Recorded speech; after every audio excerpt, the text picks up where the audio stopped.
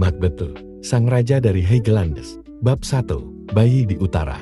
Kabut menggulung di atas tanah berbukit Moray. Dataran tinggi di utara Skotlandia yang liar dan tak terjinakkan. Angin memekik di celah-celah batu.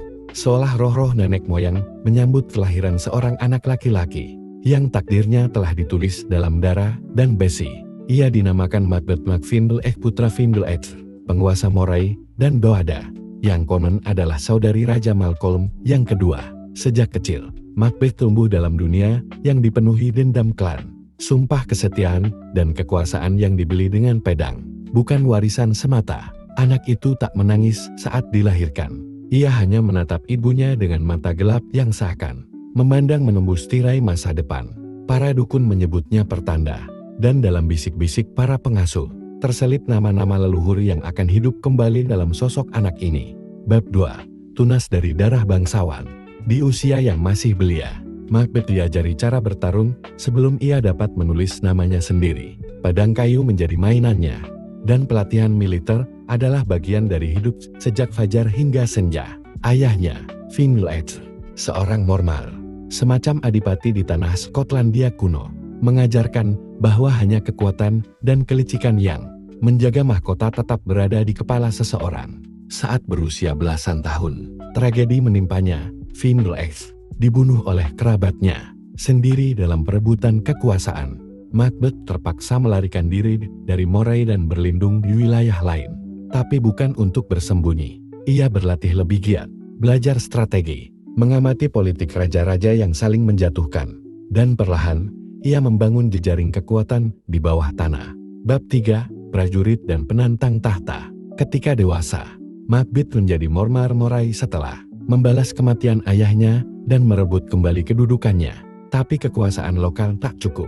Ia menyadari bahwa dunia Highland tidak akan pernah stabil selama mahkota Skotlandia jatuh ke tangan yang lemah. Pada tahun 1040, Raja Duncan yang pertama memerintah dengan gaya yang dianggap oleh para bangsawan sebagai lemah dan boros. Macbeth, yang juga memiliki darah kerajaan dari pihak ibunya, merasa ia punya hak bahkan kewajiban untuk menggantikan Duncan.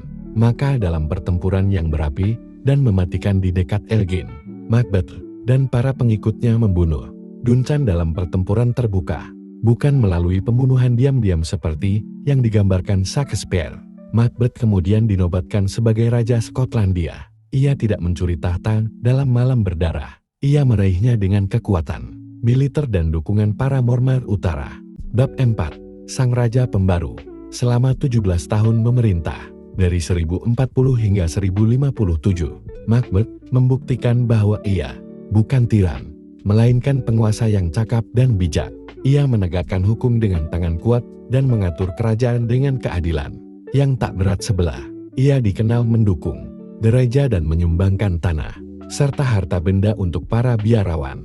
Bahkan, ia adalah salah satu Raja Skotlandia pertama yang pergi ziarah ke Roma. Dalam perjalanannya, ia memberikan derma kepada rakyat miskin dan menunjukkan bahwa ia bukan hanya penguasa, tapi juga pelayan spiritual bagi kerajaannya. Ia memperkuat sistem hukum dan memerangi para perampok serta pemberontak di wilayah perbatasan. Rakyatnya mengenalnya sebagai raja yang keras tapi adil. Bahkan dalam legenda lama, ada catatan bahwa rakyat hidup relatif damai di bawah pemerintahannya.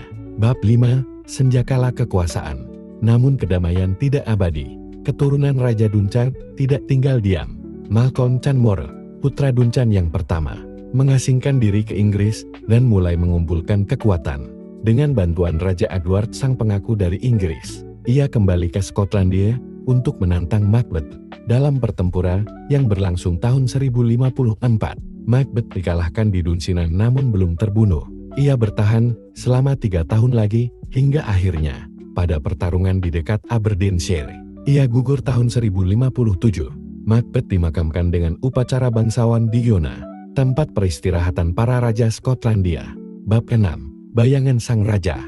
Berabad-abad kemudian, seorang penulis bernama William Shakespeare mengubah kisahnya menjadi tragedi panggung. Dalam naskah itu, Macbeth digambarkan sebagai pembunuh licik, haus kuasa, dan diperdaya oleh para penyihir.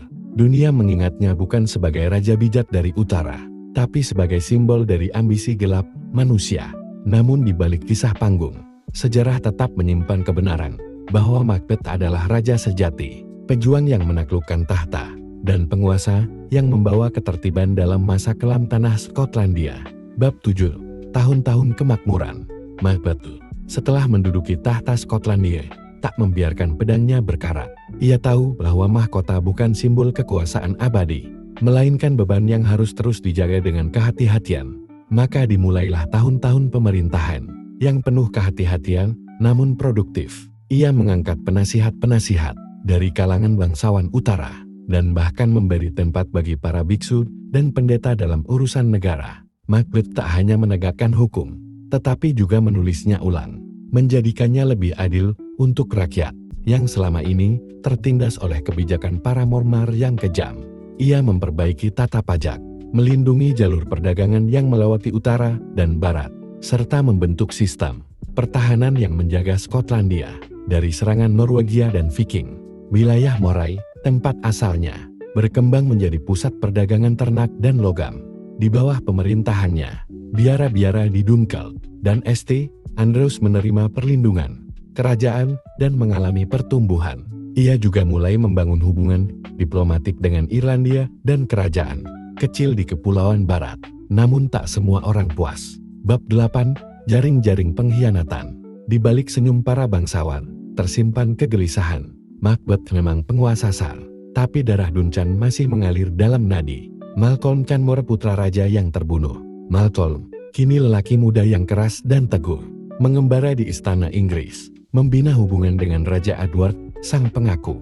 Ia bicara dalam bisikan, tapi ambisinya bersuara nyaring di hati para pengasing Skotlandia.